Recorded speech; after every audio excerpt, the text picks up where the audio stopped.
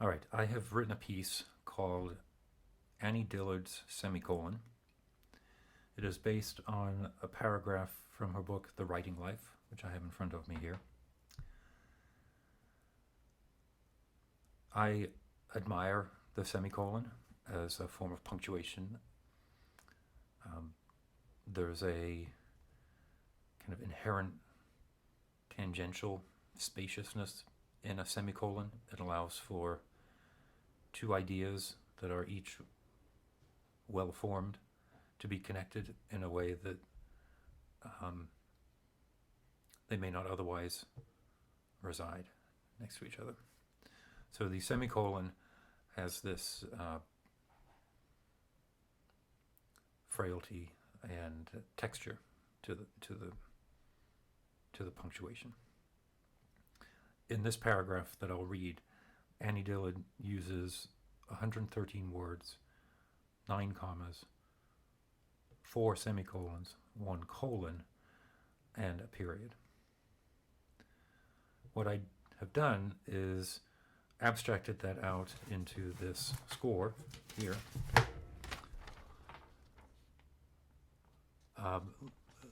Laid out lines for each of the types of punctuation. So there's a line for words, there's a line for a comma, a line for semicolon, colon, and a line for the period.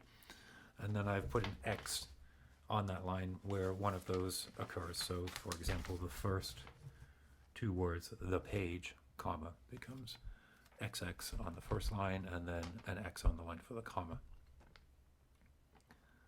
Then I've drawn columns separating off each level of the punctuation, which makes it a little easier to read. So the 113 words are broken up into sections. 2, 2, 3, 8, 12, 2, 4, 2, 8, 11, 10, 2, 11, 8, 5, 16, 7, period. The score I've then taken and I have attached duct tape to the table in front of me here. And on each piece of duct tape I have written word, comma, semicolon, colon, period. And I'm going to play this score as a kind of percussion instrument, right? So word, word, comma, for example, or word, word, word, word, semicolon.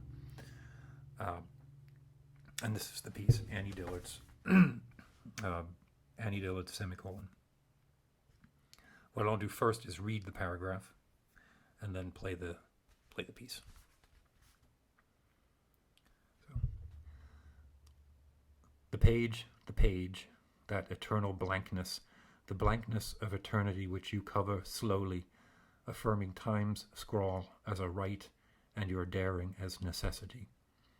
The page, which you cover woodenly, ruining it, but asserting your freedom and power to act, acknowledging that you ruin everything you touch, but touching it nevertheless, because acting is better than being here in mere opacity.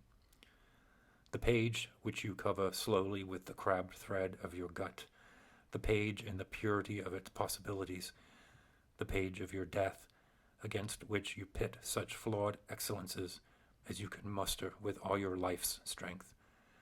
That page will teach you to write.